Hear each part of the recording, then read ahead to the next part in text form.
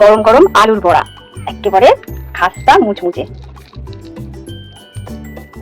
বর্ষাকালে আলু কিন্তু ভীষণভাবেই নষ্ট হয়, তবে একদম নষ্ট হয়ে গেলে সেটা কিছুই করা থাকে না বা করা উচিত নয়। কিন্তু এই পর্যায়ে দেখো এখানে আলুটা কিন্তু একদম ফ্রেশ রয়েছে, এর শুধু নর্মাল গন্ধে একটু পরিবর্তন হয়েছে, মানে নষ্ট হবো হবো। তো এই পর্যায়ে কিন্তু আলুটাকে খাওয়া যেতেই পারে।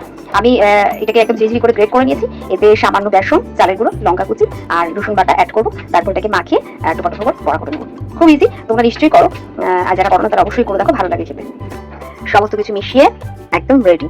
এইদিকে কড়াতে তেল দিয়ে দিয়েছি, তেলও গরম হয়ে গেছে। এইবার একে একে বড়াগুলো ছেড়ে দেবো।